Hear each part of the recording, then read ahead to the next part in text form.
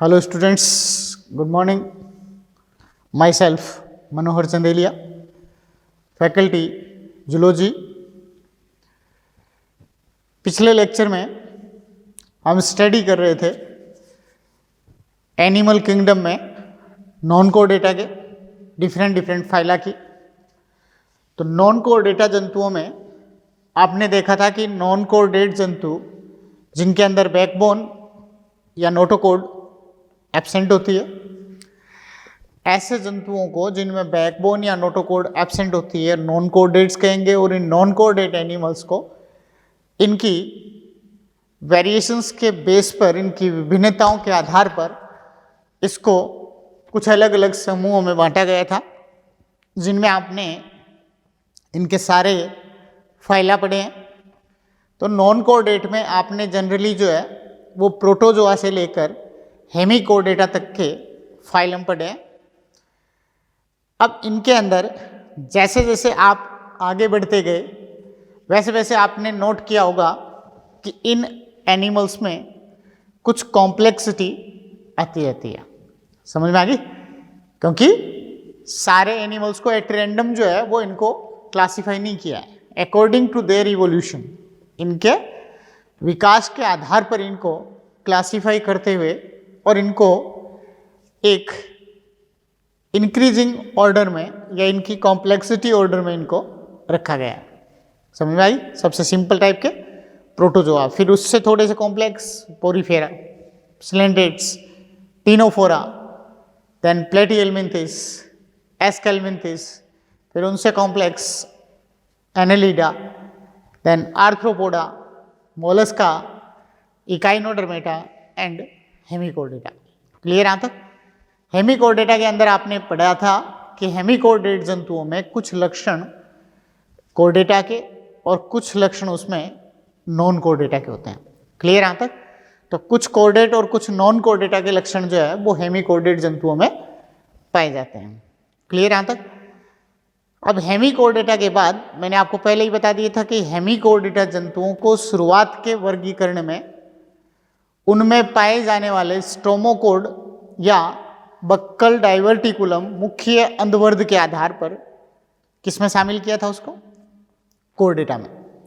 Starting के वर्गीकरण में हेमिकोडेट्स को कोर्डेटा में शामिल किया था, लेकिन बाद में पता चला कि ये नोटोकोड जो है वो रियल नोटोकोड उसमें नहीं होती। क्लियर? यहाँ तक उसके बाद इनको वहां से हटा के और नॉन कोडेटा का एक अलग सेपरेट फाइला बना दिया था। ये सारी चीज़ें आपने पिछले कुछ लेक्चर में पढ़ी हैं और करीब करीब आपके समझ में भी आ रहा है कि इन जंतुओं में ये वेरिएशंस के बेस पर कैसे कैसे इनको क्लासिफाई कर दिया। क्लियर? यहाँ तक अब बेटा इसमें आगे हम पढ़ेंगे इसका नेक्स्ट और सबसे इवोल्व फाइला कोर्डेटा। क्लियर? यहाँ तक नॉन कोर्डेटा के बाद जो है वो मेन सबसे ज़्यादा जो इवोल्व फाइला है, सबसे ज़्यादा विकसित जंतु है, वो कौन से समूह में रखे गए? इनके कोर्डेटा समूह में। क्लियर? कोर्डेटा जंतुओं में मुख्य विशेषता जो है वो क्या होती है? इनकी बैकबोन या नोटोकोड का पाया जाना। क्लियर? यहाँ तक तो इनमें बैकबोन या नोटोकोड का पाया जाना ये इनकी मुख्य विशेषता है कि इन जंतुओं के अंदर शरीर के पृष्ठीय भाग में एक नोटोकोड या पृष्ठ रज्जु पाई जाती है। क्लियर? यहाँ तक तो नोटोकोड का पाया जाना इनका विशिष्ट लक्षण है और उस नोटोकोड की प्रेजेंस के बेस पर ही बाल्फोर ने इनको क्या नाम दे दिया? कोर्डेटा नाम दिया। तो इस नोटोकोड की उपस्थिति के आधार पर बाल्फोर ने इन जंतुओं को कोर्डेटा नाम दिया। तो इन जंतुओं का नाम या ये फाइलम जो है वो किसने दिया था? बाल्फोर ने। क्लियर? यहाँ तक तो इन जंतुओं के बारे में बाल्फोर ने बताया था कि इन जंतुओं को कोर्डेटा कहेंगे और किस आधार पर कहेंगे कोर्डेटा? कि इनके अंदर नोटोकोड पाई जाती है। क्लियर? यहाँ तक उस नोटोकोड की उपस्थिति के आधार पर इन जंतुओं को कोर्डेटा नाम दिया गया। क्लियर? अब इसमें आप देखें कि कोर्डेटा जो जंतु हैं, इन कोर्डेटा जंतुओं के अंदर कौन कौन से विशिष्ट लक्षण होते हैं। इसके अलावा, इस नोटोकोड के अलावा इन जंतुओं में फेरिंजियल गिल स्लिट्स या ग्रसनी क्लोम दरारें पाई जाती हैं, जो इनके फेरिंजियल पार्ट में दोनों पार्श्व सतह पर पाई जाएंगी। तो दोनों पार्श्व भाग में जो है वो इनके जो ग्रसनी क्लोम दरारें पाई जाती है जोड़े में, उन ग्रसनी क्लोम दरारों की उपस्थिति या तो इनकी भ्रूणीय अवस्था में होती है या फिर इनके एडल्ट स्टेज में भी हो सकती है। तो इनकी भ्रूणीय या वयस्क अवस्था में इनके अंदर जो है वो ग्रसनी क्लोम दरारों का पाया जाना, ये भी इसका विशिष्ट लक्षण है।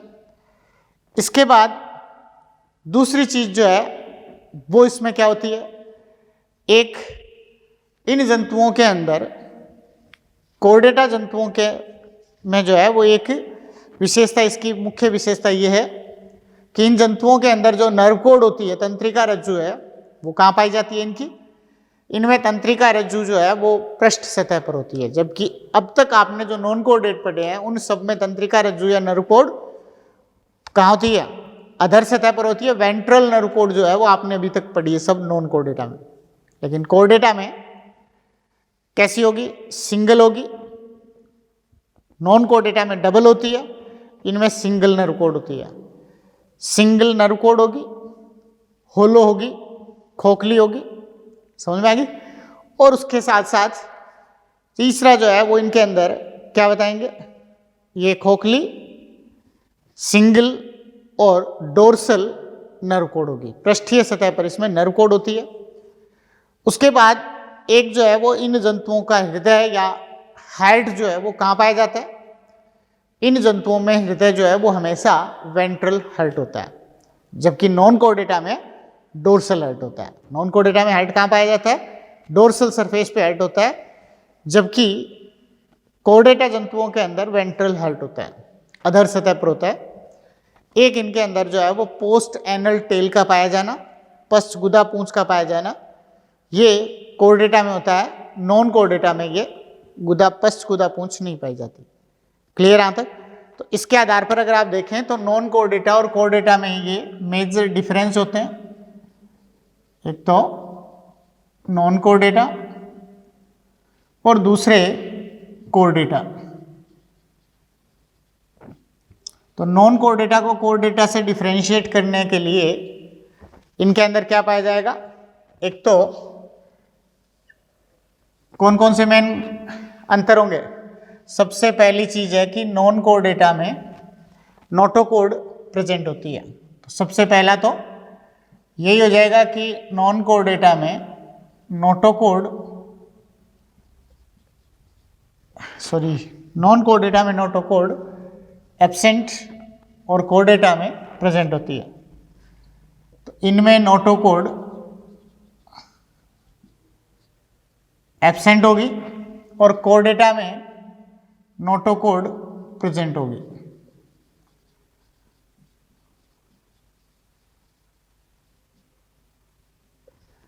क्लियर यहां तक।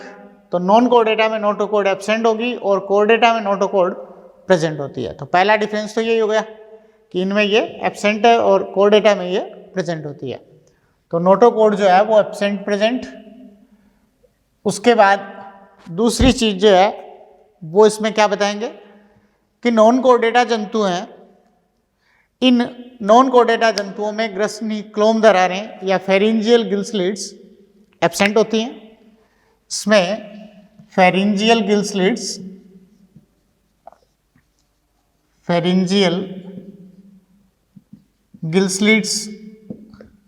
एब्सेंट होगी, जबकि कोर्डेटा में ये फेरिंजियल गिल स्लिट्स प्रेजेंट होती है। कोर्डेटा में फेरिंजियल गिल स्लिट्स या तो इनकी भ्रूणीय अवस्था में हो, चाहे वो इनकी वयस्क अवस्था में हो, लेकिन जीवन की किसी न किसी अवस्था में ग्रसनी क्लोम दरारें पाई जाती हैं। तो फेरिंजियल गिल स्लिट्स इनमें एब्सेंट होती हैं, इनमें फेरिंजियल गिल स्लिट्स प्रेजेंट होती हैं। क्लियर यहाँ तक। दूसरा ये हो गया। तीसरा अगर आप देखें तो मेजर डिफरेंस इनमें कौन सा होगा, तीसरा नॉन कोर्डेटा और कोर्डेटा के अंदर मेजर डिफरेंस किस चीज का है, एक नर्व कोड का डिफरेंस है। नर्व कोड के अंदर जो है वो नॉन कोर डेटा में डबल नर्व कोड आपने पढ़ी है सब फाइलम में, डबल होती है, वेंट्रल होती है और सॉलिड होती है। उसमें सॉलिड नर्व कोड होती है। क्लियर यहां तक? तो वेंट्रल, सॉलिड और कैसी होगी, डबल नर्व कोड होती है, जबकि कोर डेटा में सिंगल होगी, खोखली होगी और एक जो है वो इसमें पृष्ठीय सतह पर होती है। तो इनके अंदर जो नर्व कोड होती है वो कैसी होगी, इनमें नर्व कोड जो होगी वो डबल होगी, nerve cord double,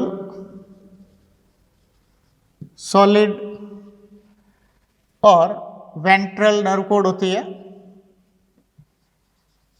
non chordata में double, solid and ventral nerve cord, और कोर डेटा जंतुओं के अंदर ये सिंगल,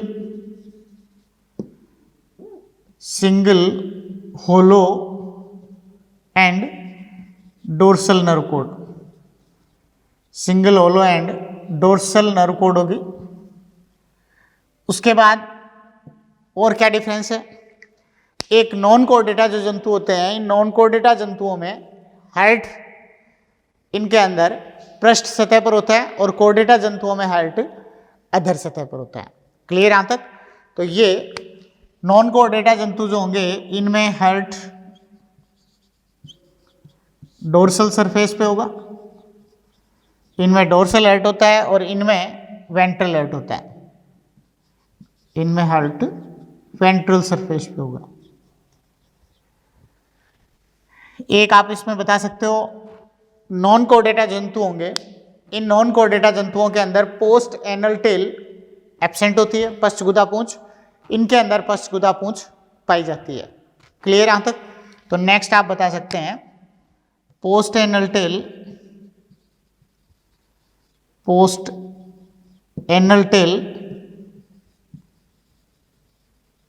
एब्सेंट और इनमें पोस्ट एनल टेल प्रेजेंट होती है। तो ये आप देखें कि नॉन कोर डेटा और कोर डेटा के मेजर डिफरेंस है। तो इनके अंदर जो नॉन कोर डेटा और कोर डेटा के मेजर डिफरेंस हुए, इनमें जनरली जो है वो इसको कैसे इंडिकेट करेंगे,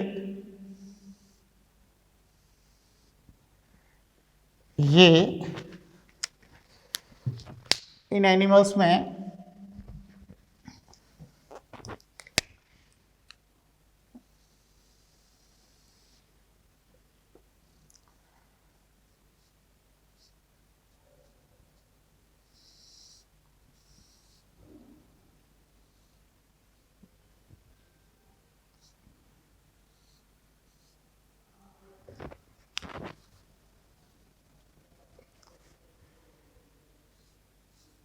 ये इनकी एलिमेंट्री कैनाल होती है,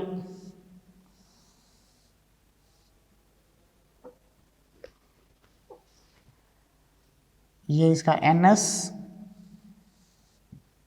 ये टेल होगी इनमें, इसको पोस्ट एनल टेल कह सकते हैं। ये एनस, ये इसमें यहाँ पे माउथ हो गया इसका, ये एलिमेंट्री कैनाल है इसकी, और इनके अंदर ये यहाँ पे pharyngeal gill slits, pharyngeal part में इस टाइप से जो है वो फेरिंजियल गिल स्लिट्स होती हैं। तो फेरिंजियल गिल स्लिट्स का पाया जाना, उसके बाद इनके अंदर जो है वो नर्व कोड और ये नोटोकोड होती है।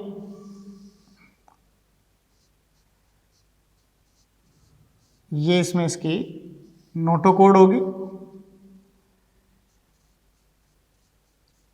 ये नोटोकोड होगी,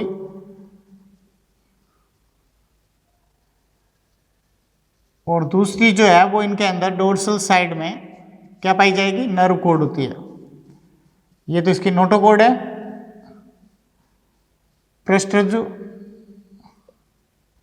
तो ये इनके अंदर जो है वो नोटोकोड या पृष्ठरज्जु, और इसके ऊपर जो है वो इसमें क्या पाई जाएगी, इसके नर्व कोड होती है, जो कैसी होगी, खोखली होती है।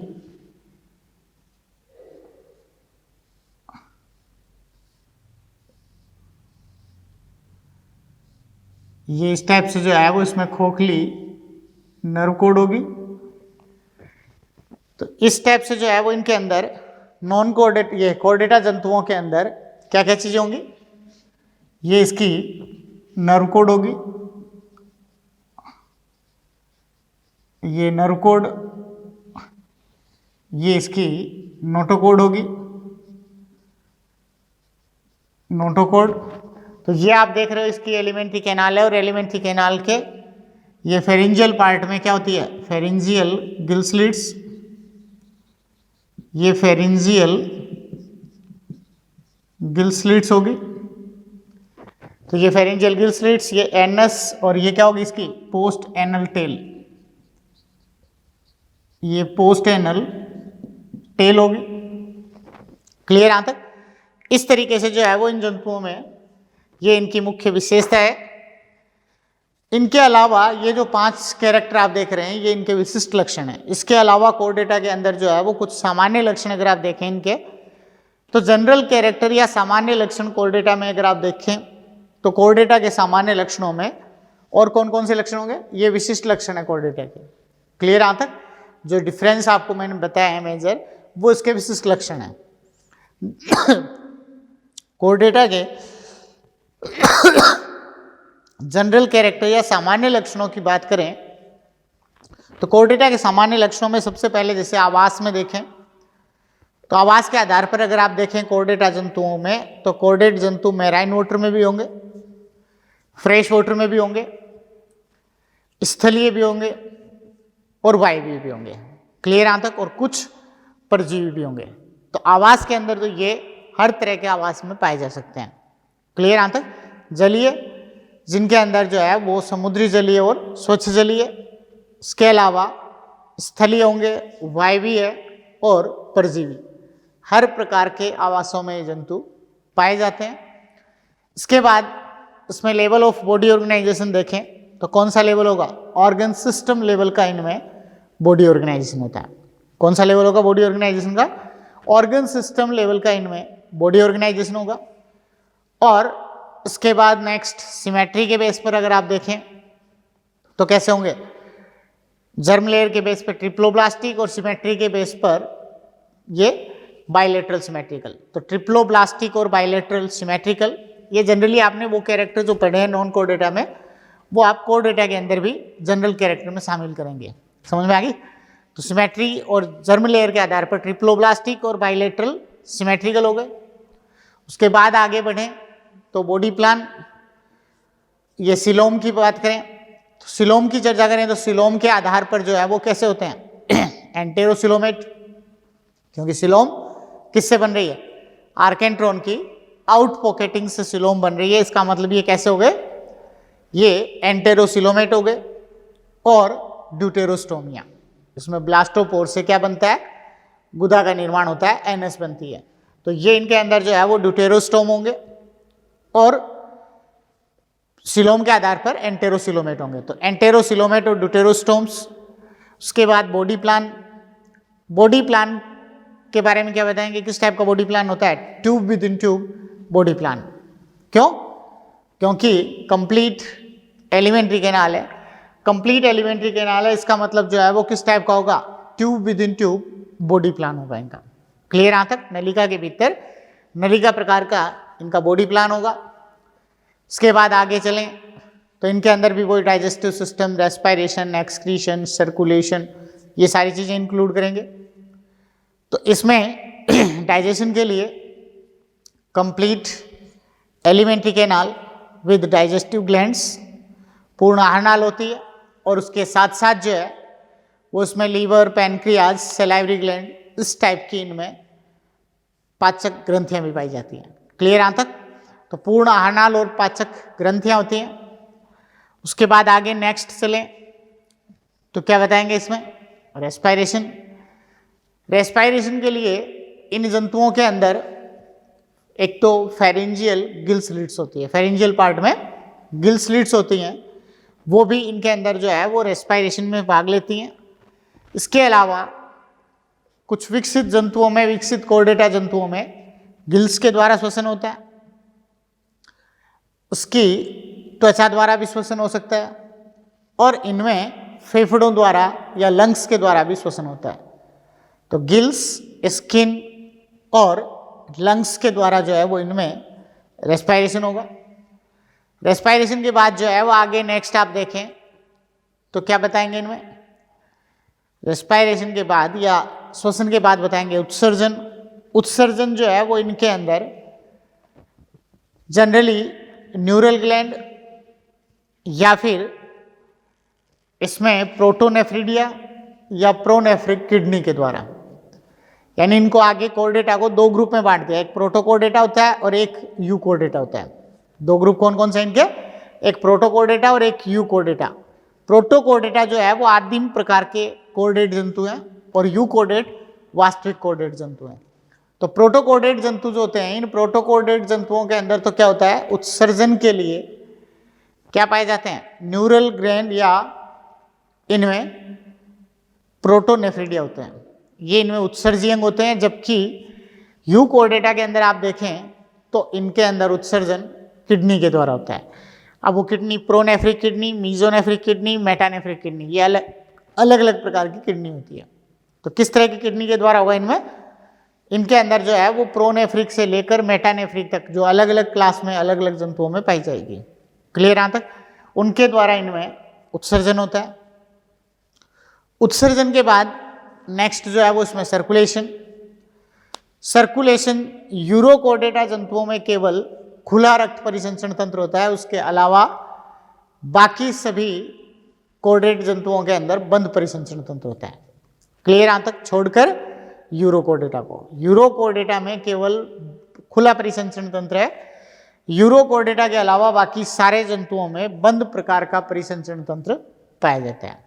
क्लियर यहाँ तक, तो बंद परिसंचरण तंत्र होगा अधिकांश जंतुओं में। इसके साथ साथ इनके अंदर लगभग न्यूक्लिएटेड आरबीसी पाई जाती है जिसमें हीमोग्लोबिन वर्णक होते हैं। क्लियर यहाँ तक, मोस्टली जंतुओं में क्या होती है, न्यूक्लिएटेड आरबीसी होती है, जो स्तनधारियों में ए न्यूक्लिएटेड है, बाकी में न्यूक्लिएटेड आरबीसी होगी। और न्यूक्लिएटेड आरबीसी के साथ साथ इनमें क्या होता है, इनके आरबीसी के अंदर हीमोग्लोबिन वर्णक भी पाया जाता है, जो एक श्वसन वर्णक है, O2CO2 का ट्रांसपोर्ट कर सकता है। क्लियर यहाँ तक, यूरोकोर्डेटा में इसकी जगह वेनेडियम वर्णक होता है और बाकी में कैसा होगा, हीमोग्लोबिन वर्णक होता है। क्लियर यहाँ तक, तो रक्त कणिकाओं के अंदर या आरबीसी के अंदर इनमें हीमोग्लोबिन वर्णक होता है और वो न्यूक्लिएटेड आरबीसी होती है।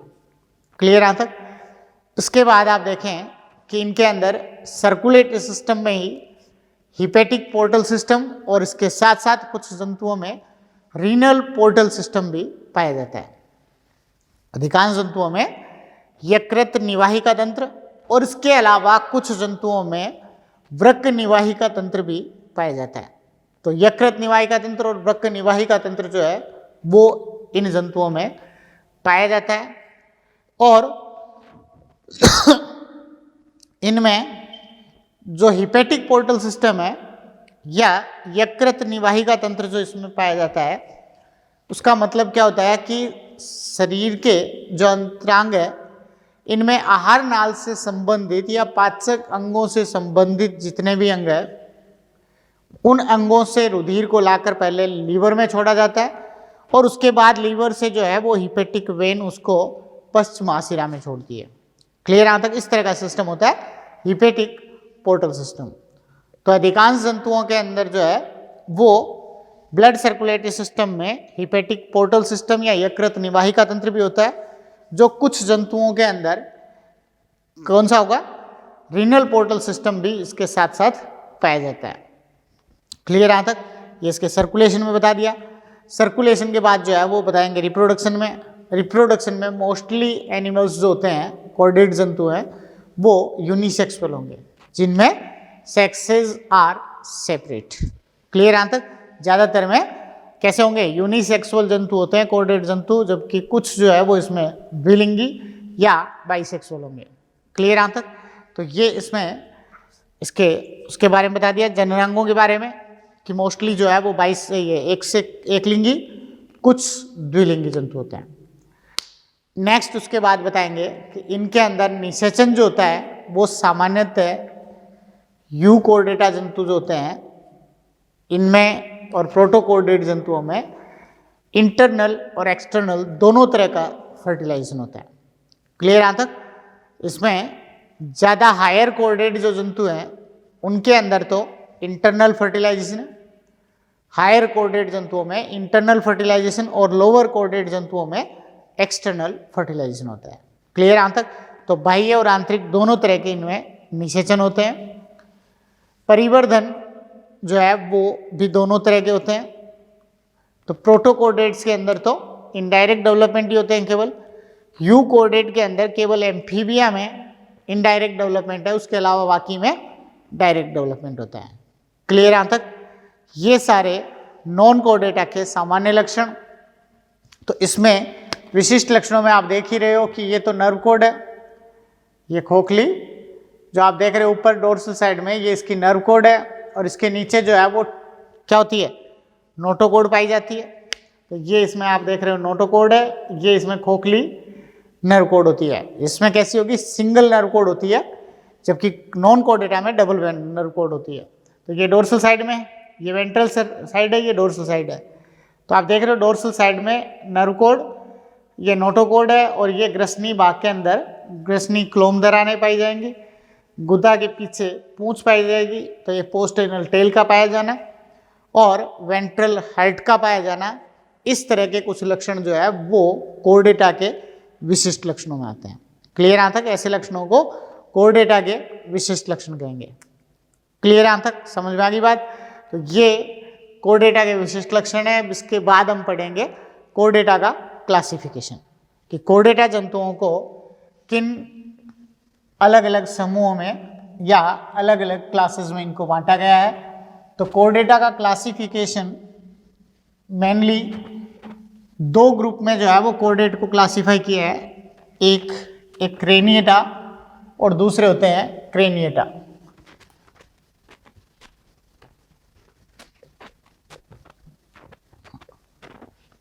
नेक्स्ट जो है वो इसमें बताएंगे कोर्डेटा का क्लासिफिकेशन। तो कोर्डेट के क्लासिफिकेशन में आप देखें कि कोर्डेटा को मेनली दो बड़े समूहों में कोर्डेटा को बांट दिया। तो कोर्डेटा के जो दो बड़े समूह हैं कौन कौन से होंगे, एक क्रेनिएटा और दूसरा समूह इसका क्रेनिएटा, प्रोटोकोर्डेटा और यूकोर्डेटा। तो इसमें दो बड़े समूह हैं, एक क्रेनिएटा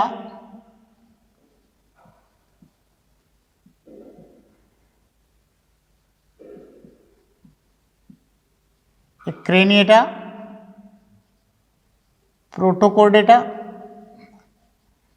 क्रेनिएटा को क्या कहेंगे, प्रोटोकोर्डेटा। एक क्रेनिएटा और प्रोटोकोर्डेटा और दूसरे क्रेनिएटा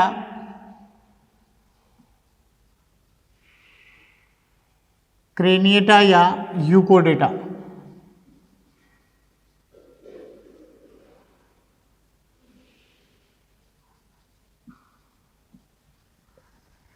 तो एक क्रेनिएटा या प्रोटोकोर्डेटा और दूसरे क्रेनिएटा या यूकोर्डेटा।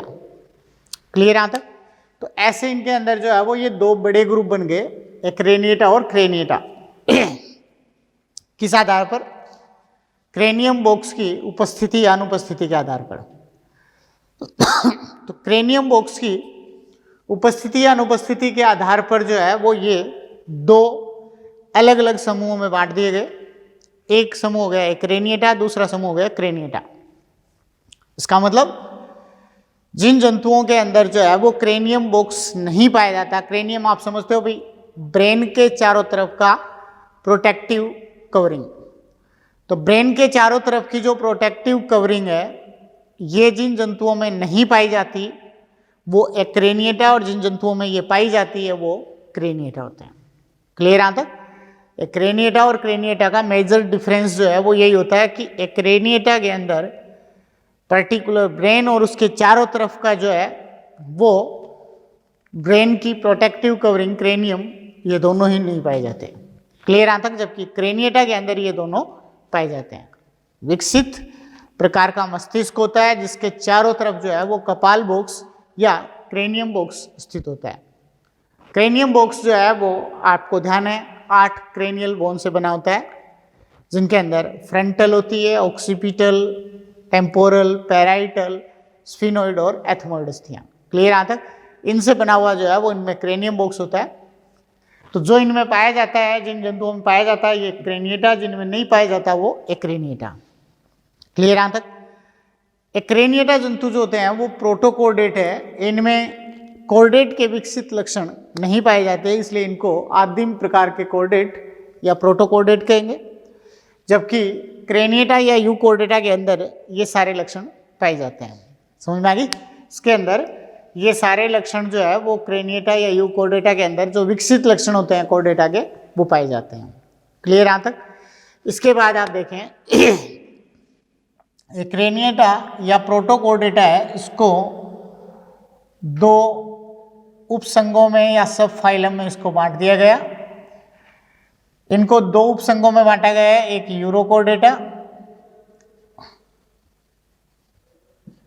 यूरोकोर्डेटा, और दूसरे सेफेलोकोर्डेटा।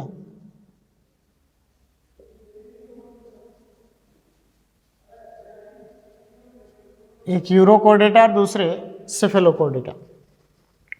यूरोकोर्डेटा और सेफेलोकोर्डेटा में मेजर डिफरेंस कि यूरोकोर्डेटा जो जंतु होते हैं, इन यूरोकोर्डेटा जंतुओं के अंदर क्या विशेषता होगी कि ये जंतु है इनकी टेल भाग में, लार्वा की केवल पूंछ भाग में नोटोकोर्ड पाई जाती है, इसीलिए उनको नाम दिया गया है यूरोकोर्डेटा। जबकि सेफेलोकोर्डेटा के अंदर इनके सिर से पूंछ तक नोटोकोर्ड पाई जाती है। क्लियर यहाँ तक? सिर से पूंछ तक नोटोकोर्ड फैली होती है, इसीलिए उसको सेफेलोकोर्डेटा कहेंगे। इनके अंदर केवल लार्वा अवस्था में पूंछ भाग में नोटोकोर्ड पाई जाती है, इसलिए इनको यूरोकोर्डेटा कहते हैं। क्लियर यहाँ तक? तो ये यूरोकोर्डेटा जंतु होते हैं जिनकी लार्वा की केवल पूंछ में नोटोकोर्ड होती है। ये सेफेलोकोर्डेटा के अंदर इनके सिर से पूंछ तक नोटोकोर्ड फैली होती है। क्लियर यहाँ तक? तो ये इसमें यूरोकोर्डेटा एंड सेफेलोकोर्डेटा। यूरोकोर्डेटा के अंदर आगे 3 क्लासेस हैं, जिनमें थैलिएशिया है, एसिडिएशिया, थैलिएशिया, और तीसरी जो है वो लार्वेशिया। क्लियर यहाँ तक? तो इनके अंदर जो है वो 3 क्लासेस है इसकी। इनके अंदर 3 क्लासेस थैलिएशिया, एसिडिएशिया, इसमें थैलिएशिया है, एसिडिएशिया एंड लार्वेशिया। तो ये इनके अंदर जो है वो इसकी यूरोकोर्डेटा की 3 क्लासेस हैं, थैलिएशिया, एसिडिएशिया एंड लार्वेशिया। इसको 3 क्लासेस में बांट दिया। सेफेलोकोर्डेटा के अंदर केवल एक ही क्लास होती है। सेफेलोकोर्डेटा की एक क्लास है वो है लेप्टोकार्डी। इसमें क्लास फर्स्ट एक ही क्लास होती है इसमें, लेप्टोकार्डी। तो इसके अंदर जो है वो एक सिंगल क्लास है लेप्टोकार्डी। जबकि यूरोकोर्डेटा की 3 क्लास है, थैलिएशिया, एसिडिएशिया एंड लार्वेशिया। क्लियर यहाँ तक? इसके बाद आप देखें यूकोर्डेटा या क्रेनिएटा। यूकोर्डेटा या क्रेनिएटा के अंदर आपको मैंने बताया कि यूकोर्डेटा या क्रेनिएटा में जो है वो कोर्डेटा के विकसित लक्षण पाए जाते हैं, और इनके अंदर जो है वो सुविकसित मस्तिष्क और उसके चारों तरफ जो है वो कपाल बॉक्स पाया जाता है। तो सुविकसित मस्तिष्क और उसके चारों तरफ कपाल बॉक्स का पाया जाना, इसी की उपस्थिति के आधार पर इसको क्रेनिएटा या यूकोर्डेटा कहा गया है। क्लियर यहाँ तक? अब इसमें आप देखें कि क्रेनिएटा या यूकोर्डेटा के अंदर केवल एक ही उपसंघ है। जैसा इसमें आपने पढ़ा है 2 उपसंघ है इसके, सब फाइलम है यूरोकोर्डेटा और सेफेलोकोर्डेटा। इस ग्रुप में 2 सब फाइलम जो है वो कौन कौन से हो गए? यूरोकोर्डेटा और सेफेलोकोर्डेटा। इनके अंदर केवल एक ही सब फाइलम है वर्टिब्रेटा। इसमें एक ही सब फाइलम होता है वर्टिब्रेटा।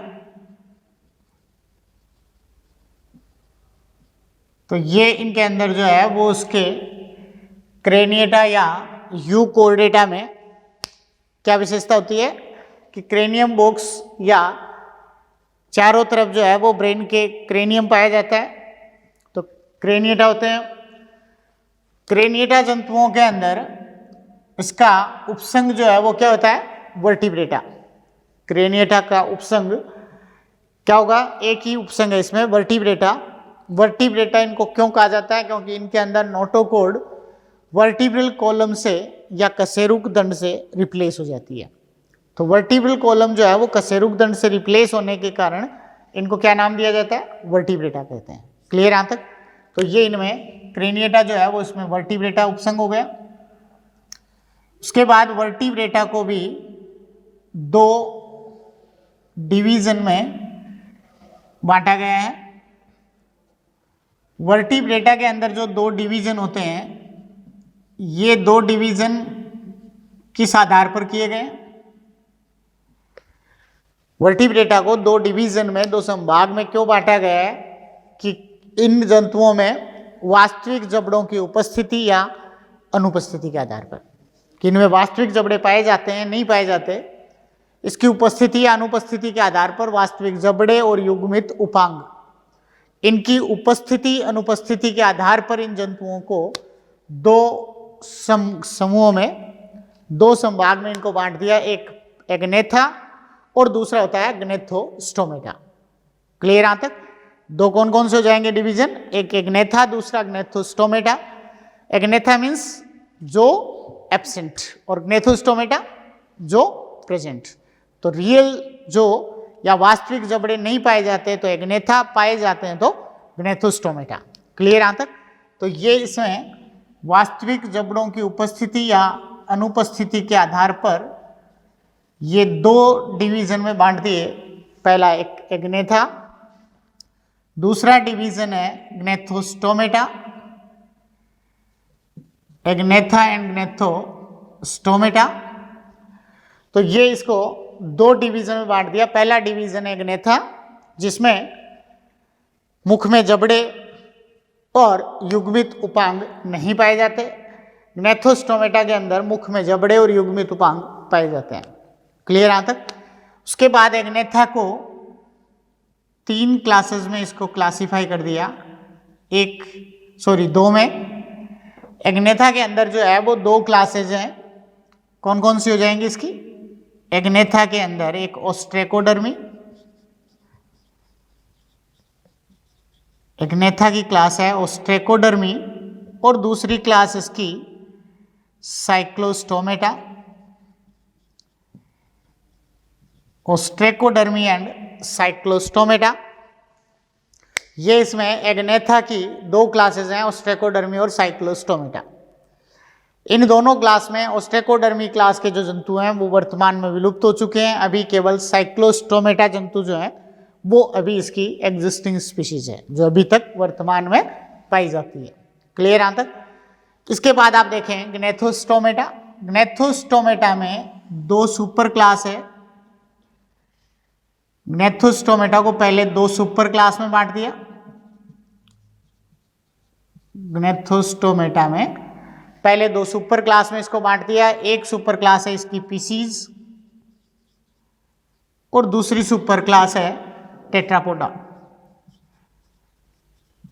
तो इसको दो सुपर क्लास में बांट दिया, एक पीसीज और दूसरी टेट्रापोडा। पीसीज जंतु जो होते हैं वो पूरी तरीके से जलीय जंतु होते हैं। इनके अंदर केवल जलीय मछलियों को रखा गया है, और टेट्रापोडा के अंदर इनमें सभी चतुष्पादी जंतुओं को रखा गया। टेट्रा मीन्स चार और पोडा पैर।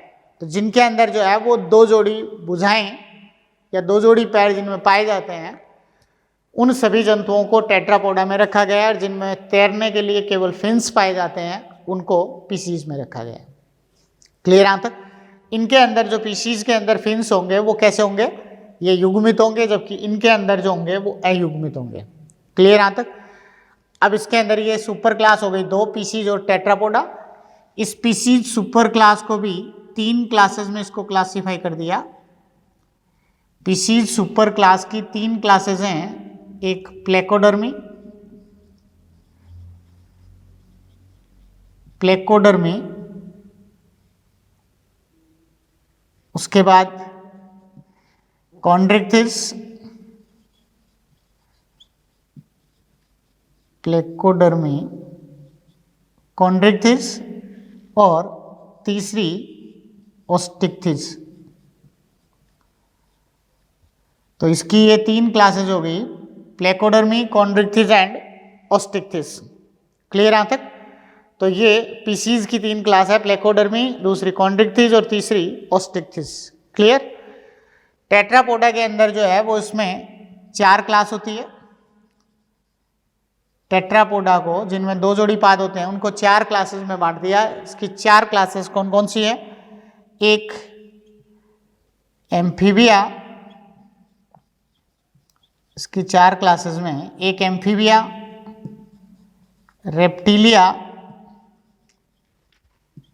Aves and Mammalia. Aves and Mammalia. Clear यहाँ तक? ऐसे इनमें 4 क्लास जो है वो टेट्रापोडा में रखी गई हैं। एक क्लास है एम्फीबिया, दूसरी रेप्टिलिया, तीसरी एवीज और चौथी मेमेलिया क्लास। क्लियर? इस तरीके से जो है वो इसमें सारे कोर्डेटा जंतुओं का वर्गीकरण कर दिया गया। तो आप देख रहे हो जैसे जैसे इनके अंदर थोड़ी थोड़ी वेरिएशंस आगे से आगे बढ़ती जाएंगी, वैसे वैसे इन जंतुओं को अलग अलग समूह में बांट दिया गया। क्लियर यहाँ तक? जैसे नॉन कोर्डेटा के अंदर आपने पढ़ा था 11 फाइलम में बांटा, वैसे इनके अंदर कोर्डेटा को पहले, कोर्डेटा अपने आप में एक फाइलम है जिसको 2 पहले समूहों में बांट दिया, एक क्रेनिएटा और क्रेनिएटा।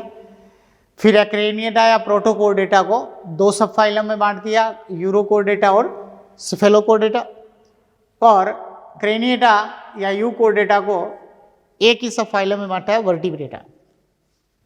इसको क्यों नाम दिया गया वर्टिब्रेटा, या इस सब फाइलम को क्यों स्थापित किया गया, क्या कारण है इसका? क्योंकि इसका मेन कारण होता है कि इन जंतुओं की नोटोकोड या पृष्ठ रज्जु वर्टिब्रल कॉलम से या कशेरुक दंड से रिप्लेस हो जाती है। तो इनका पृष्ठ रज्जु या इनकी नोटोकोड जो है वो कशेरुक दंड में रूपांतरित हो जाती है, इसलिए इनको वर्टिब्रेटा या कशेरुकी जंतु कहा गया है। क्लियर यहाँ तक?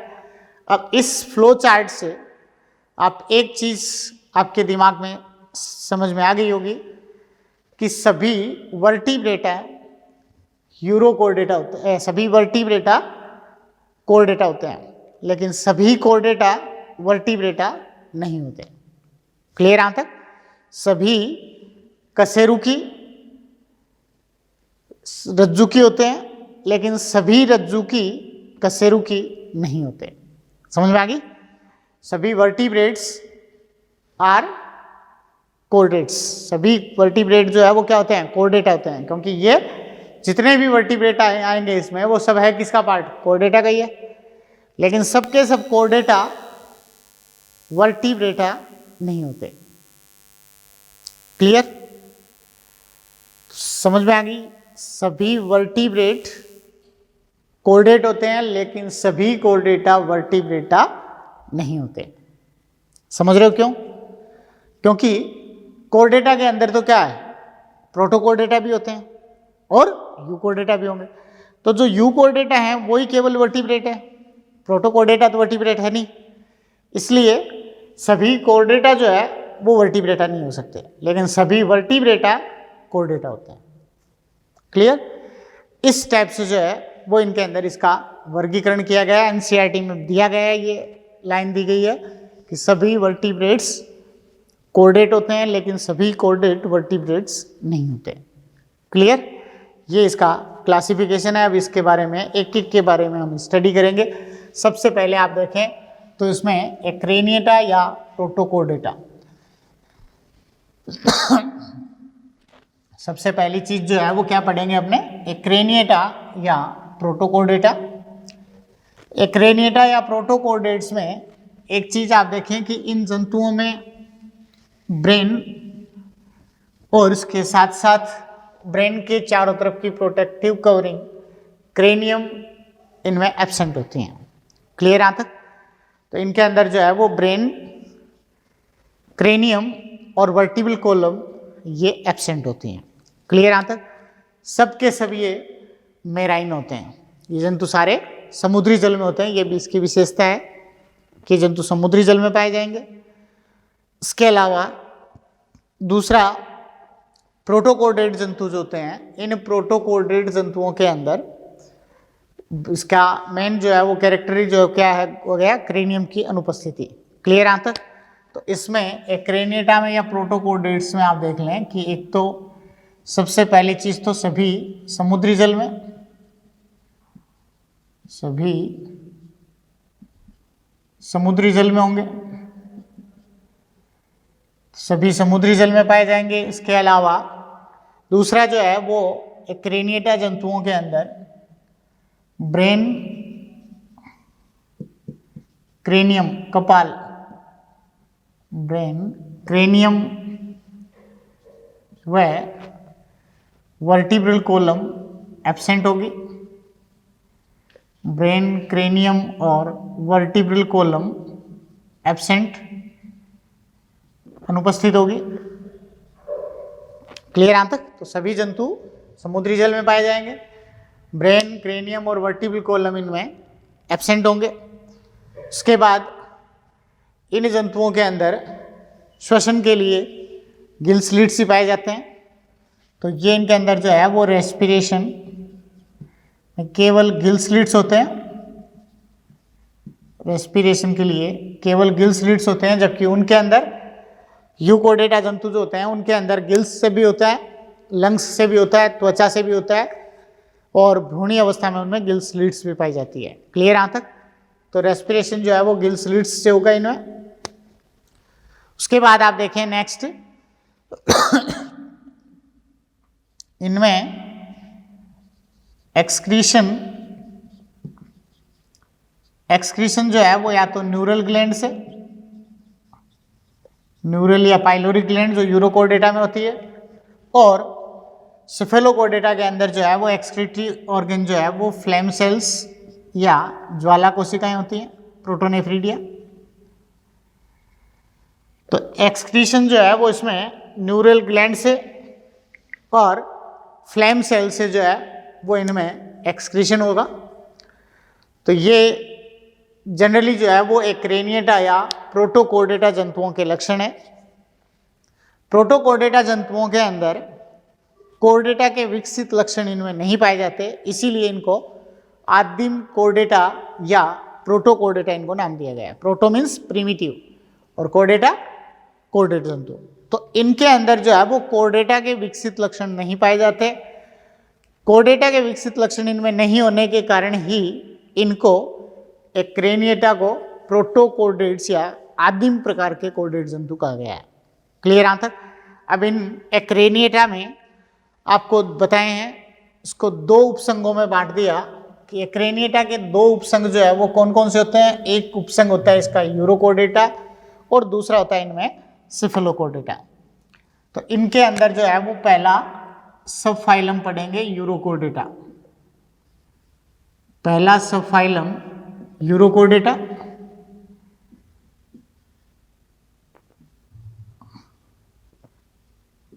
पहला सब फाइलम जो है वो पढ़ेंगे यूरोकोर्डेटा। क्लियर यहां तक? अब इसमें आप देखें यूरोकोर्डेटा में ये टर्म जो है वो क्या क्या है। एक तो euro plus code plus iota. तो इसमें कौन कौन सी टर्म होगी? Euro plus code plus iota. Euro means tell, पूंछ। कोर्ड किसके लिए है? नोटोकोर्ड के लिए। नोटोकोर्ड और एटा बियरिंग। एटा जो है वो क्या होगी? इसमें बियरिंग होगी। तो इन जंतुओं के अंदर पूंछ भाग में नोटोकोर्ड पाई जाती है। इस नोटोकोर्ड की उपस्थिति के आधार पर, जो केवल पूंछ भाग में ही होती है लार्वा अवस्था में, इसी के आधार पर इनको यूरोकोर्डेटा नाम दिया गया। क्लियर यहां तक? इन जंतुओं की मुख्य विशेषता जो है वो क्या होती है कि इन जंतुओं में केवल इनके पूंछ भाग में नोटोकोर्ड पाई जाती है। क्लियर यहां तक? और वो भी कब? इनकी केवल लार्वा अवस्था में।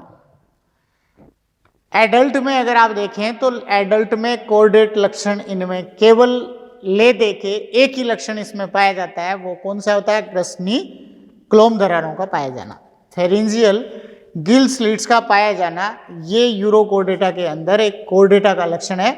बाकी अगर देखा जाए तो एडल्ट यूरोकोर्डेटा के अंदर कोर्डेटा का कोई लक्षण नहीं देखा जा सकता। समझ में आ गई? तो ये इनके अंदर एक वेंट्रल हार्ट जो है वो यूरोकोर्डेटा का, इसमें यूरोकोर्डेटा में जो है वो कोर्डेटा का लक्षण है। क्लियर?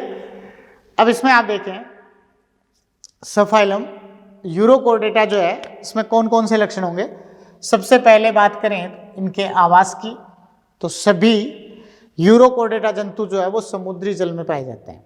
क्लियर? यहाँ तक सारे के सारे जो है वो किस में पाए जाएंगे? ये समुद्री जल में पाए जाते हैं। तो सभी समुद्री जल में होंगे, तो सभी समुद्री जल में पाए जाते हैं। पहला इसका ये हो गया। उसके बाद यूरोकोर्डेटा जंतु जो होते हैं इनके शरीर पर एक सेलुलोज जैसे पॉलीसेकेराइड ट्यूनिसिन का आवरण इनके चारों तरफ पाया जाता है, और इस ट्यूनिसिन की उपस्थिति के आधार पर ही इसको ट्यूनिकेटा भी कहा जाता है। यूरोकोर्डेटा का दूसरा नाम जो है वो क्या है? ट्यूनिकेटा भी इनको कहा जाता है। यूरोकोर्डेटा या ट्यूनिकेटा किसके आधार पर? शरीर के चारों ओर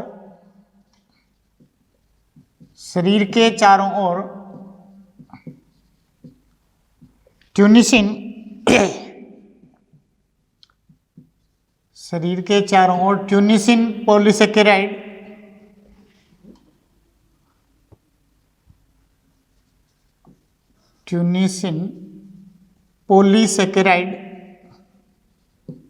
का आवरण होता है। तो शरीर के चारों ओर जो है वो ट्यूनिसिन पॉलीसेकेराइड का आवरण पाया जाता है। ट्यूनिसिन का आवरण होगा तो उसको क्या कहेंगे? ट्यूनिकेटा भी कहते हैं। क्लियर? यहाँ तक? तो शरीर के चारों तरफ जो है वो ट्यूनिसिन का आवरण पाया जाता है और इसीलिए इसको ट्यूनिकेटा कहा जाता है। तो शरीर के चारों ओर ट्यूनिसिन पॉलीसेकेराइड का आवरण होगा, और उसके बाद केवल लार्वा अवस्था में, केवल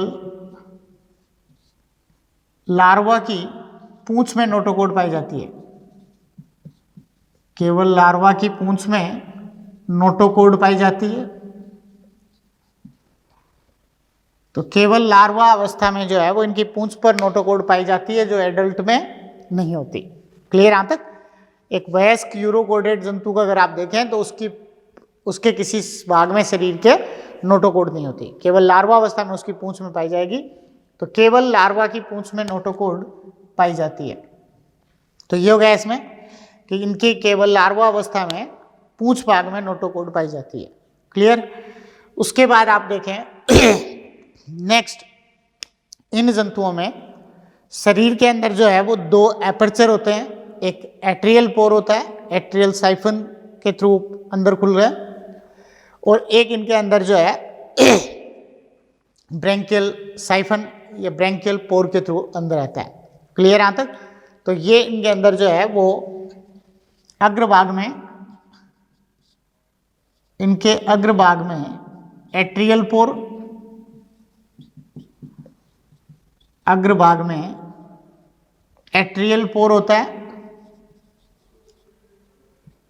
जल का अंतर्ग्रहण, जल व भोजन का अंतर्ग्रहण करेगा जल का इनटेक करने के लिए। तो ये जल का और भोजन का अंतर्ग्रहण करने के लिए जो है वो एक तो एट्रियल पोर होता है।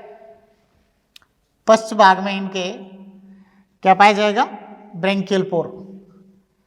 अग्रभाग में एट्रियल पोर होगा जो जल का अंतर्ग्रहण करेगा, और पश्च भाग में अंतर्ग्रहण करेगा, और पश्च भाग में जो है वो ब्रैंकियल पोर होता है। पश्च भाग में ब्रैंकियल पोर जो जल को बाहर निकालता है, जल का निष्कासन करता है। तो ये इनके अंदर जो है वो एट्रियल और ब्रेंकियल पोर जो है वो इनके अंदर पाए जाते हैं। तो ये इनमें सामान्य लक्षण हो गए। एक इन जंतुओं के अंदर जो है वो श्वसन के लिए गिल स्लिट्स पाई जाती हैं। तो नेक्स्ट रेस्पिरेशन के लिए जो है वो क्या होती है, इनमें रेस्पिरेशन के लिए गिल स्लिट्स होती हैं। एक इन जंतुओं के अंदर फेरिंजियल पार्ट के नीचे जो है वो एंडोस्टाइल होती है, फेरिंग्स के ऊपर एंडोस्टाइल होती है। एंडोस्टाइल का काम होता है समुद्री जल से आयोडीन का अवशोषण करना। तो ये समुद्री जल से आयोडीन का अवशोषण कर रही है, इसका मतलब किसके एनालोगस होगी, समुद्री जल से आयोडीन का अवशोषण कर रही हैं। तो ये एनालोगस होगी थायराइड ग्लैंड के, समुद्री जल से आयोडीन का एब्जॉर्प्शन करेगी। समुद्री जल से आयोडीन का एब्जॉर्प्शन कर रही है, तो ये एनालोगस टू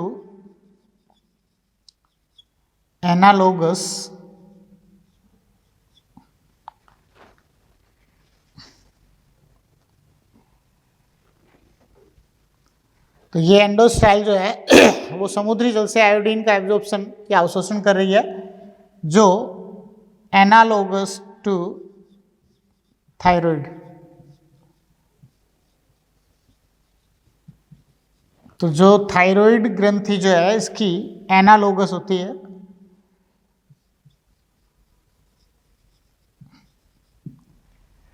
तो ये समुद्री जल से जो है वो आयोडीन का अवशोषण करेगी, जो थायराइड ग्लैंड की जो है वो एनालोगस काम कर रही है।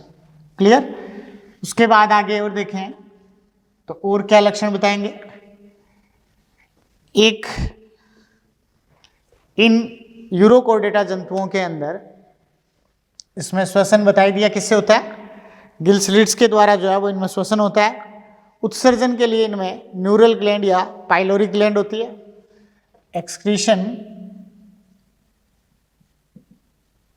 एक्सक्रीशन न्यूरल या पाइलोरिक ग्लैंड द्वारा होता है।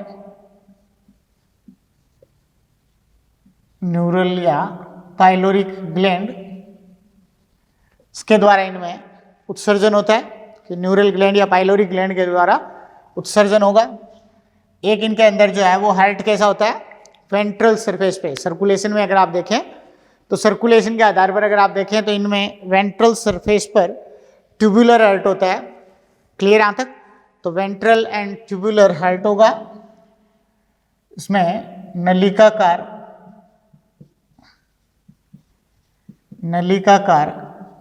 अधर हृदय होता है।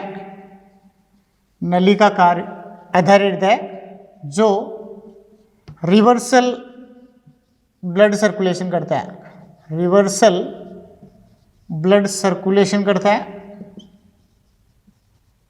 ब्लड सर्कुलेशन करता है। क्लियर यहाँ तक। तो ये इनमें आप देखें कि कैसा होगा, हार्ट जो है वो इनके अंदर अधर सतह पर हृदय होता है, कोर्डेटा की तरह ही। कोर्डेटा का लक्षण है नलिकाकार हृदय होगा जो रिवर्सल ब्लड सर्कुलेशन करता है। रिवर्सल का मतलब विपरीत प्रवाह करता है। विपरीत प्रवाह में नीचे से ऊपर की ओर जो है वो ब्लड को ये पंप करता है। तो नीचे से ऊपर की तरफ जो है ये ब्लड को पंप करेगा। और इनके अंदर जो है वो आप देखें जैसे ये इस टाइप से जो है वो इनकी बॉडी अगर इन जंतुओं की देखी जाए तो ये एक तो आप देख रहे हो इनके अंदर ये साइफन बन जाएंगे। एक तो जाएगा एट्रियल साइफन, ये जल को अंदर लेने के लिए जो है वो इसमें एट्रियल साइफन होता है, और बाहर निकालने के लिए ये ब्रेंकियल साइफन, ये ब्रेंकियल साइफन या ब्रेंकियल पोर होता है यहाँ। तो इसको बाहर निकालने के लिए ब्रेंकियल साइफन या ब्रेंकियल पोर होगा। क्लियर यहाँ तक। तो एट्रियल पोर और ब्रेंकियल पोर जो है वो इनके अंदर पाए जाएंगे। एक आपको बताया कि इनके अंदर जो हृदय होता है वो कैसा होता है, नलिकाकार अधर सतह पर इनके हृदय होते हैं। तो अधर सतह पर जो नलिकाकार हृदय होता है उसमें रिवर्सल ब्लड फ्लो चलता है। रिवर्सल ब्लड फ्लो का मतलब जो है वो क्या होता है कि इनके अंदर जो है वो विपरीत प्रवाह होता है रुधिर का, जो नीचे से ऊपर की तरफ जो है वो ब्लड को पंप करता है। क्लियर यहाँ तक? तो नलिकाकार अधर हृदय जो रिवर्सल ब्लड फ्लो करता है, और दूसरा जो है वो इनके अंदर ओपन होता है या close type blood circulatory system होता है। ओपन टाइप का ब्लड सर्कुलेटरी सिस्टम होता है, open blood circulatory system, open blood circulatory system. तो इन जंतुओं के अंदर जो है वो ओपन ब्लड सर्कुलेटरी सिस्टम होता है। कोर्डेटा में केवल यूरोकोर्डेटा ही ऐसे हैं जिनके अंदर ओपन ब्लड सर्कुलेटरी सिस्टम होता है। बाकी कोर्डेट जंतुओं में सब में बंद परिसंचरण तंत्र होता है। समझ में आ गई? यूरोकोर्डेटा के अलावा बाकी सब जो है वो कोर्डेट जंतुओं में बंद परिसंचरण तंत्र होता है, केवल इन्हीं में खुला रक्त परिसंचरण तंत्र होता है। क्लियर यहाँ तक? तो ओपन ब्लड सर्कुलेटरी सिस्टम, और एक ब्लड में वेनेडियम पिगमेंट होता है। ब्लड में श्वसन वर्णक के रूप में जो है वो वेनेडियम वर्णक पाया जाता है। ब्लड में श्वसन वर्णक कौन सा पाया जाएगा? वेनेडियम पिगमेंट होता है। सिल्वर कलर का ये पिगमेंट होगा जो O2 CO2 के ट्रांसपोर्ट में भाग लेता है। क्लियर यहाँ तक? तो श्वसन वर्णक इनमें वेनेडियम पिगमेंट होता है। उसके बाद इनके अंदर जो है वो क्या बताएंगे ये द्विलिंगी जंतु होते हैं। द्विलिंगी मतलब बाइसेक्सुअल होंगे, और इसके साथ साथ इन जंतुओं के अंदर एक ही गोनेड जो होता है उसका आधा भाग इसमें टेस्टिस की तरह, आधा भाग इसमें ओवरी की तरह काम करता है। तो ओवरी टेस्टिस दोनों का काम जो है वो उसी के अंदर होता है, इसलिए क्या कहेंगे उनको? ओवोटेस्टिस। तो ये इनमें बाइसेक्सुअल होंगे, और बाइसेक्सुअल होने के साथ साथ इसमें आपको मैंने बताया कि इनके अंदर एक ही गोनेड ओवरी और टेस्टिस दोनों के फंक्शंस को परफॉर्म करता है। क्या कहेंगे ऐसे गोनेड को? ओवोटेस्टिस। ऐसे गोनेड को कहेंगे ओवोटेस्टिस। तो ये द्विलिंगी जंतु होते हैं, और द्विलिंगी जंतु होने के साथ साथ जो है वो इनके अंदर टेस्टिस और ओवरी दोनों का काम एक ही गोनेड परफॉर्म करता है। इस तरह के गोनेड को क्या कहेंगे? ओवोटेस्टिस कहेंगे। क्लियर यहाँ तक? उसके बाद नेक्स्ट बताएंगे इसमें एक्सटर्नल फर्टिलाइजेशन। निषेचन की जो क्रिया होगी वो बाहर होती है, एक्सटर्नल फर्टिलाइजेशन होगा, बाह्य निषेचन। तो एक्सटर्नल फर्टिलाइजेशन या बाह्य निषेचन, और उसके बाद क्या बताएंगे एक इनमें इनडायरेक्ट डेवलपमेंट होगा। इनडायरेक्ट डेवलपमेंट होगा तो कौन सा लार्वा बनेगा इनमें? इनके इनडायरेक्ट डेवलपमेंट में जो है वो लार्वा कौन सा बनता है? एस्सिडियन टेडपोल लार्वा। यही टेडपोल लार्वा जो है वो आप आगे देखोगे एम्फीबिया में भी बनता है और यूरोकोर्डेटा में भी बनता है, लेकिन यूरोकोर्डेटा का जो लार्वा उसको कहेंगे एस्सिडियन टेडपोल लार्वा। क्लियर यहाँ तक? तो ये इसमें इनडायरेक्ट डेवलपमेंट होगा, इनडायरेक्ट डेवलपमेंट होगा जिसमें एस्सिडियन टेडपोल लार्वा इनडायरेक्ट डेवलपमेंट होगा जिसमें एस्सिडियन टेडपोल लार्वा बनेंगे। क्लियर यहाँ तक? इसको आगे वैसे 3 क्लासेस में इसको बांटा गया है, लार्वेशिया, एसिडिएशिया और थैलिएशिया। समझ गए?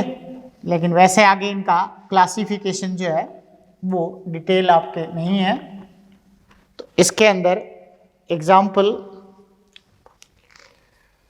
इसमें एग्जाम्पल होगा हर्डमानिया,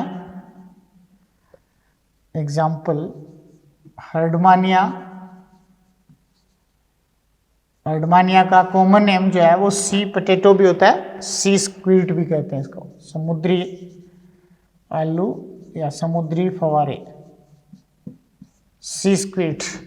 इनको समुद्री फवारे जो है वो इसको इसलिए कहा जाता है कि ये एट्रियल साइफन से, जो एट्रियल पोर है उससे वाटर को लेंगे, और एक्सेस वाटर को जब ये बाहर निकालते हैं तो ये जो ब्रैंकियल साइफन है इससे होकर इसके छिद्र से जब जल बाहर निकलता है तो एकदम ये प्रेशर के साथ फवारों के रूप में जो है ये बाहर की तरफ पानी को फेंकते हैं। जो एक्सेस वाटर को फेंकेंगे वो फवारों के रूप में फेंकते हैं ऐसे, इसलिए इनको कहा जाता है सी स्क्विड, समुद्री फवारे। क्लियर यहाँ तक? तो ये इनके अंदर जो है वो हर्डमानिया है, सियोना, हर्डमानिया सियोना, डोलियोलम, डोलियोलम साल्पा, ये सब इसके एग्जाम्पल है। हर्डवानिया, सियोना, डोलियोलम, साल्पा एक पायरोसोमा,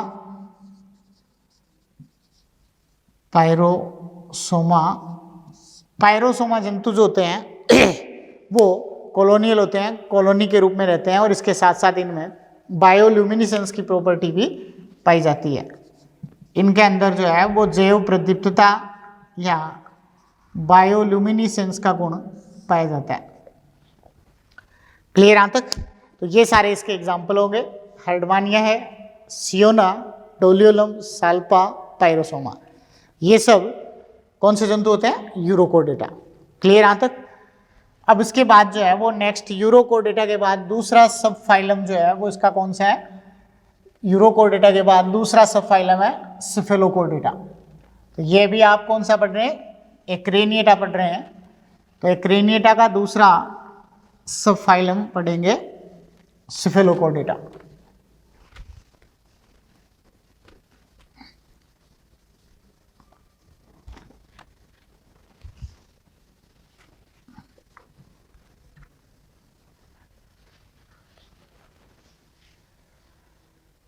नेक्स्ट है सब फाइलम सिफेलोकोडेटा।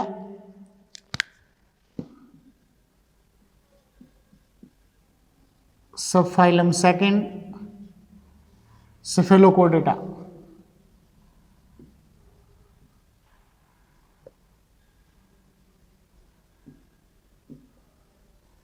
तो सेकंड जो सब फाइलम है सिफेलोकोडेटा, इस सेकंड सब सिफेलोकोडेटा जंतुओं के अंदर इनमें क्या विशेषता होती है कि एक तो इन जंतुओं का शरीर जो है वो लंबा, और इनके अंदर भी जो है वो फिश लाइक या क्या कह सकते हो उसको, बोट शेप जो है वो इनका आगे से शरीर होता है, और या लेंसलेट लाइक कह सकते हैं इसको। सिफेलोकोडेटा जंतुओं के अंदर मुख्य विशेषता क्या होती है कि इनके अंदर हेड टू टेल तक इनमें नोटोकोड पाई जाती है, और ये नोटोकोड इनके अंदर लार्वा के साथ साथ इनकी एडल्ट स्टेज में भी पाई जाएगी। क्लियर यहाँ तक? इसीलिए कोर्डेटा का अगर ये देखा जाए कि वास्तविक कोर्डेट लक्षण सबसे पहले जो है वो किन जंतुओं में प्रॉपरली देखे गए, ऑब्जर्व किए गए, तो कौन से का नाम आएगा? सिफेलोकोर्डेटा का। समझ में आ गई? क्योंकि यूरोकोर्डेटा में केवल इनकी लार्वा अवस्था में तो आप नोटोकोड को देख सकते हैं, लेकिन वयस्क में नोटोकोड नहीं होते। तो उस आधार पर अगर ये पूछा जाए कि कोर्डेटा जंतुओं के विशिष्ट लक्षण या कोर्डेटा जंतुओं के वास्तविक लक्षण सबसे पहले किन जंतुओं में देखे गए, तो इनके अंदर जो है वो नाम सिफेलोकोर्डेटा का आएगा। क्लियर यहाँ तक? क्योंकि एडल्ट स्टेज में यूरोकोर्डेटा कोर्डेट लक्षण सारे शो नहीं करता। ठीक है यहाँ तक? ये एडल्ट स्टेज में सारे लक्षणों को शो कर सकते हैं। क्लियर यहाँ तक? तो ये सिफेलोकोर्डेटा जंतुओं में, अब इनको सिफेलोकोर्डेटा नाम क्यों दिया गया? सिफेलो शब्द किसके लिए आता है? सिफेलो का मतलब होता है सिर, हेड, सिफेलिक पार्ट।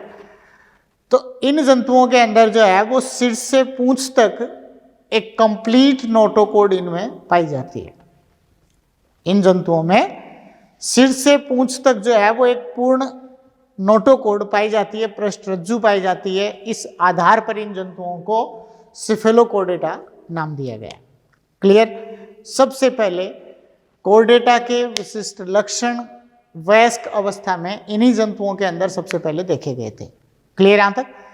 अब इसमें आप देखें, इसके सामान्य लक्षणों में अगर बताएं तो सबसे पहली चीज क्या बताएंगे? सभी समुद्री जल में होते हैं, तो सभी समुद्री होंगे, तो ये सभी समुद्री जल में पाए जाते हैं। उसके बाद दूसरा जो है वो इन जंतुओं के अंदर क्या बताएंगे? पहला तो यही हो गया कि सारे के सारे समुद्री जल में होंगे, और दूसरा इन जंतुओं के सिर से पूंछ तक लार्वा और वयस्क दोनों अवस्थाओं में नोटोकोड होती है। क्लियर यहां तक? तो सिर से पूंछ तक, सिर से पूंछ तक, सिर से पूंछ तक लार्वा व वयस्क दोनों अवस्थाओं में, दोनों अवस्था में नोटोकोड पाई जाती है। तो ये इनके अंदर जो है वो सारे के सारे समुद्री जल में पाए जाते हैं, और उसके बाद जो है वो इनके अंदर सिर से लेकर पूंछ तक लार्वा और वयस्क दोनों अवस्थाओं में नोटोकोड पाई जाती है। लार्वा के अंदर भी सिर से पूंछ तक होती है और वयस्क में भी सिर से पूंछ तक नोटोकोड पाई जाती है। तो ये इनके अंदर जो है वो इसकी विशेषता हो गई। दूसरा, इनके शरीर में जो है वो मेटामेरिकली सेगमेंटेशन भी पाया जाता है। अंदर से मायोटोम्स के कारण जो है वो शरीर कई खंडों में पेशियां जो पाई जाती है, उन खंडीय पेशियों के कारण शरीर जो है वो कई खंडों में बंट जाता है। तो इनमें शरीर इनका मेटामेरिकली सेगमेंटेड होता है, शरीर मेटामेरिकली सेगमेंटेड होगा। इनमें शरीर जो है वो मेटामेरिकली सेगमेंटेड इनका शरीर होता है। तो शरीर मेटामेरिकली सेगमेंटेड होगा, और उसके बाद जो है वो क्या बताएंगे, इनके अग्र सिरे पर या मुख के चारों ओर जो है वो एक सिलियरी फीडिंग के लिए जो है वो एक मूलर का अंग या व्हील ऑर्गन पाया जाता है। क्लियर? और मुख के अग्रभाग पर जो है वो ओरल हुड होता है। तो इसमें मुख के अग्र सिरे पर ओरल हुड, अग्र सिरे पर ओरल हुड होता है। तो मुख के अग्र सिरे पर ओरल हुड होता है, जिसमें ऑर्गन ऑफ मूलर, इसमें ओरल हुड, जिसमें organ of Müller, organ of Müller या व्हील ऑर्गन जो है वो इसमें पाया जाता है। इसमें ऑर्गन ऑफ मूलर या व्हील ऑर्गन, चक्रक अंग इन जंतु में पाया जाता है।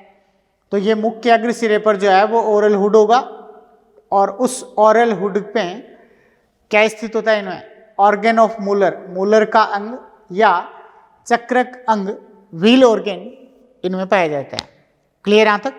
तो ये चक्रक अंग या व्हील ऑर्गन इनमें पाया जाएगा, और किसमें सहायक होता है, ये सीलियरी फीडिंग में सहायक होता है। मूलर का अंग जो है वो इनकी सीलियरी फीडिंग में सहायक होता है, सीलियरी फीडिंग में सहायक है। उसके बाद नेक्स्ट जो है वो इसमें और क्या बताएंगे, इनके भी ग्रसनी भाग में या इसके ग्रसनी के नीचे जो है वो क्या पाई जाती है, इसमें एंडोस्टाइल पाई जाती है। तो ग्रसनी भाग में जो है वो इनके एंडोस्टाइल होती है, वो भी क्या करेगी, आयोडीन का संग्रह करती है, आयोडीन का अवशोषण करती हैं। तो फेरिंजियल पार्ट जो होता है, फेरिंजियल पार्ट जो होगा इसके ऊपर, इसके नीचे एंडोस्टाइल होती है, जिसका काम क्या है, एंडोस्टाइल जो है वो आयोडीन का अवशोषण करती है, इसलिए एनालोगस ऑफ थायराइड ग्लैंड। तो इनके अंदर जो है वो बॉडी अगर इनकी आप देखें तो इस टाइप से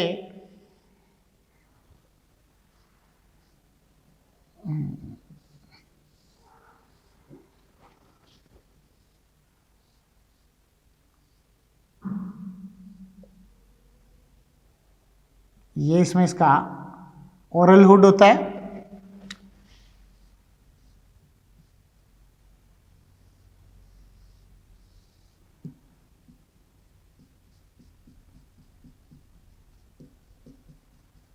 ये इसमें इसकी फिन्स होती हैं,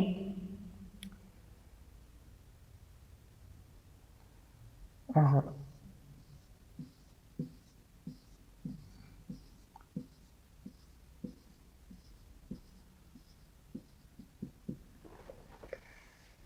ऐसे इनके अंदर जो है ये इसकी मायोटोम्स होती है, ये इसके मायोटोम्स है जिनके अंदर अलग अलग जो है वो रिपीटेड गोनेड्स इनके अंदर ऐसे प्रेजेंट होंगे।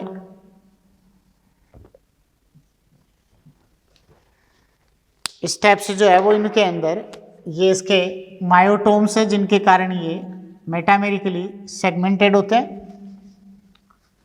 ये इनके मायोटोम्स के कारण जो है वो ऐसे सेगमेंटेड होते हैं ये, और ये इनके बीच बीच में जो है वो आप क्या देख रहे हैं, गोनेड्स हैं। गोनेड्स ये कॉडल फिन होती है इनकी, कॉडल फिन है। एक इनके अंदर जो है वो कुछ इसमें मीडियन फिन्स पाई जाती हैं। ये इसका ओरल हुड होता है। क्लियर यहाँ तक? इस टाइप से जो है वो इनके अंदर ये इसका शरीर होता है।